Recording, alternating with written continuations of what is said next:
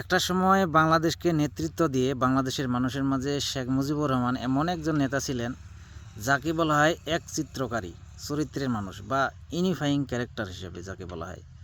তো মানুষের মধ্যে ইউনিফাইং ক্যারেক্টার হলো এমন একটা চরিত্র, গুণ বা বৈশিষ্ট্য যিনি সকল ভাষা, সংস্কৃতি, ধর্ম, জাতি, গোত্রের মানুষকে এক করে একটা প্ল্যাটফর্মের মধ্যে নিয়ে আসতে পারেন। এটাকেই বলে হচ্ছে যে ইউনিফাইং ক্যারেক্টার। তো শেখ মুজিব ছিল সেই সময়ের একটা ইউনিফাইং চরিত্রের মানুষ। তো এই বৈশিষ্ট্যের মানুষ কিন্তু নিজের শক্তি বলে হয় না, বরং অন্যরা তাকে দেয়। মানে তার নিজের যে গুণাবলী আছে সেই গুণাবলীর গুণ দিয়ে মানুষকে একটা পথ দেখায়। মানুষ পথ দেখে সেই মানুষটাকে প্রদর্শক হিসেবে মেনে নেয় এবং সে ধীরে ধীরে নেতা হয়ে যায়। এটা কিন্তু সে নিজের ক্ষমতা মানুষকে দিয়ে সে নেতা হয়েছে। মানে এই যে নিজের জ্ঞান, বুদ্ধি, ভালোবাসা, ন্যায়পরায়ণতা, এটাকে যদি শক্তি বা ক্ষমতা হিসেবে ধরি তাহলে সেটা তো জনগণের কল্যাণে ব্যবহৃত হয়, তাই না? তো অন্যদিকে জনগণ তাদের সকল ক্ষমতাকে নেতার কাছে অর্পণ করে ওই বিষয়ে, যেই বিষয়ের জন্য তারা একখানে এসেছে। কারণ নেতা জনগণের পথ প্রদর্শক। সাধারণ মানুষ কিন্তু ক্ষমতাকে নিজের কাছে রাখতে চায় না। এর কারণ হলো দায়বদ্ধতা এবং দায়িত্বের যে একটা বোঝা থাকে। এজন্য মানুষ নিজের অনেক দায়িত্বকে রাষ্ট্রের হাতেই কিন্তু ন্যস্ত করে। মানুষ ক্ষমতাকে যেমন পছন্দ করে না, তেমনি ক্ষমতাবানকেও পছন্দ করে না। কারণ ক্ষমতাবান হলেই নিয়ন্ত্রণ করা। তো মানুষ আসলে নিয়ন্ত্রণ করতে যখন কেউ যখন তাকে নিয়ন্ত্রণ করতে চায় তখন কিন্তু সেটা মানুষ প্রত্যাখ্যান করে। এখন বলতে পারেন তাহলে আল্লাহকে কেন পছন্দ করে? তিনি তো সব কিছুই নিয়ন্ত্রণ করেন। এখানেই হলো আসল কথা। আল্লাহ মানুষকে স্বাধীনতার শক্তি দিয়েছেন ভালো মন্দ কাজ করার জন্য, এবং মানুষ সেই ক্ষমতা ও শক্তি দিয়ে যা কিছু করবেন আল্লাহ তাআলা তাই তার বান্দাকে ফেরত দিবেন।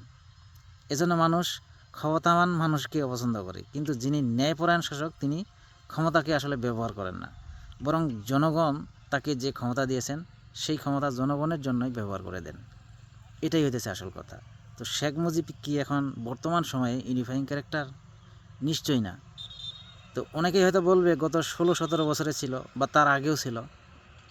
ছিল কি ছিল না সেটা বোঝার উপায় হলো তার বিপদে মানুষ কীরকম আচরণ করে, কিভাবে এগিয়ে আসে বা এসেছিল, এটা দেখেই বুঝতে পারবেন যে ওই সময়টাতে মানুষ বা এখনকার সময়টাতে মানুষ তাকে ইউনিফাইং ক্যারেক্টার হিসেবে গ্রহণ করছে কিনা।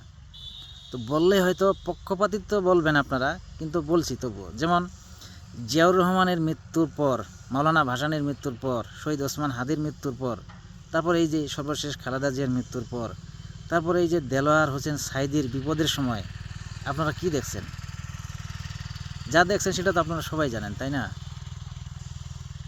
তো তাহলে শেখ মুজিবুর রহমান ক্ষমতাকে নিজের জন্য ব্যবহার করেছেন কি করেন নাই, বা তার নেতাকর্মী করেছেন কি না, বা তার নেতাকর্মীদের সেই ক্ষমতা ব্যবহার করতে দিয়েছেন কি না, অথবা সেই নাম ভাঙ্গিয়ে কেউ করেছে কি না, সেটা আপনারা ভালো করেই জানেন।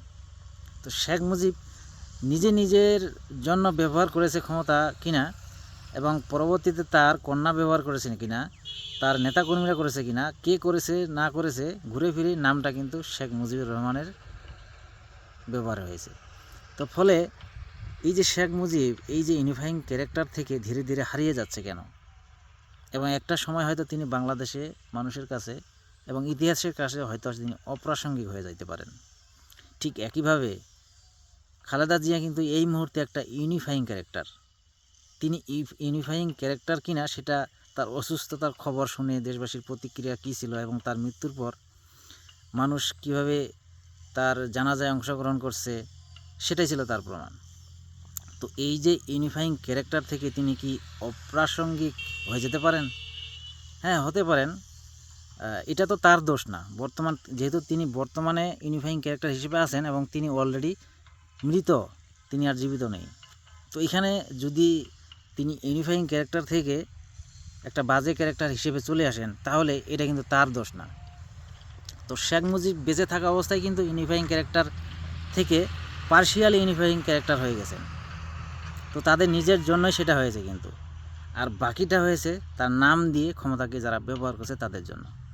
তো খালেদা জিয়া যদি এই ক্যারেক্টার থেকে নেগেটিভ লেজেন্সিতে পরিণত হইতে পারে কোনো দিন, অথবা যদি হয় কেন হবে, যদি তার নেতাকর্মীরা বা তার পরবর্তী প্রজন্ম তার নাম দিয়ে এই ক্ষমতাকে আসলে যদি ব্যবহার করে কখনো, তো তো ইতিমধ্যে তো অনেকেই অনেকভাবে শুরু করেছে, এটা আমরা দেখেছি।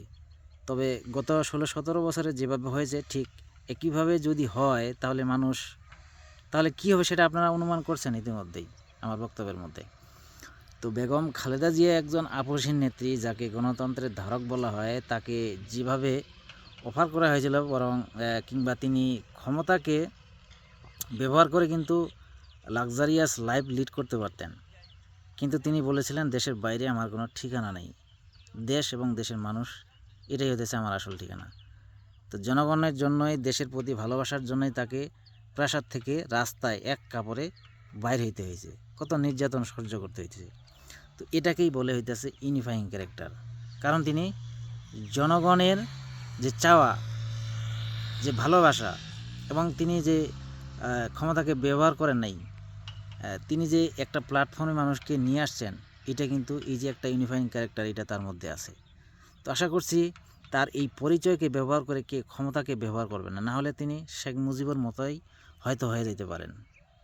এটা তার দোষ না, দোষ তো যারা করবে সেটা তাদের দোষ, কিন্তু সেই যে প্রতিচ্ছবিটা সেটা কিন্তু ভেসে উঠবে সামনে। তো আমরা চাই তিনি সম্মানের সহিত বাংলাদেশের ইতিহাসে থেকে যাক। তো অনেকেই হয়তো বলবেন মৃত্যুর পর তাকে কেউ ব্যবহার করলে সেটা তো তার দোষ না। হ্যাঁ, কথা ঠিকই, কিন্তু এটার প্রভাব তো তার ক্যারেক্টারে পড়বেই। যেমন ইসলাম ধর্মের নামে মানুষ যদি কোথাও কোনো অপরাধ করে, তাহলে সেটার দাগ কিন্তু ধর্মটার উপরে গিয়ে পড়বে। যেমন ভারতে বর্তমানে হিন্দুদের মুসলমানদের উপর হচ্ছে, এটার যে একটা প্রতিচ্ছবি, সেটা মানুষ তখন চিন্তা কী করে যে এরা হিন্দু ধর্মের, আলটিমেটলি কিন্তু ধর্মর বিষয়টা কিন্তু চলে আসে। যেমন ময়মনসিংহে দীপু দাসের ঘটনা ঘটলো, সে অপরাধ করেছে কি করে নাই সেটা ভিন্ন কথা। তো মানুষ সে যেখানে ধর্মের নামে দিয়ে ক্ষমতাকে ব্যবহার করলো, এটাই তো দাগ কেটেছে। কিন্তু আমরা এই ক্ষমতাকে যদি রাষ্ট্রের উপর ছেড়ে দিতাম, মানে রাষ্ট্র বিচার করবে, এই যে ক্ষমতাকে নিজের হাতে ব্যবহার না করা এবং ক্ষমতাকে কোনো কেন্দ্রের হাতে অর্পণ করা যার বৈধতা আছে, তাহলে কিন্তু এই কথা হইতো না। হ্যাঁ, তো রাষ্ট্র বিচার করুক আর না করুক সেটা তো ভিন্ন বিষয়। রাষ্ট্র বিচার না করলে মানুষ ক্ষমতা নিজের হাতে তুলে নিবে, এটাই স্বাভাবিক। কিন্তু যত যাই হোক, যেহেতু এখানে ক্ষমতা ব্যবহারের কথা বলছি, আপনি ক্ষমতাকে এখানে ব্যবহার করছেন তো নাকি, এটাই হতেছে আসল কথা। তো আশা করছি বিষয়টা বুঝতে পারবেন। আমরা চাই যে এই ধরনের কাজ আমরা করব না। তার যে একটা পরিচিতি, তার খ্যাতি, সেটাকে আমরা ব্যবহার করে নিজেদের সাথে ব্যবহার করব না। এতে করে তার যে এটা একটা সময় গিয়ে আলটিমেটলি সবার জন্যই ক্ষতি হবে।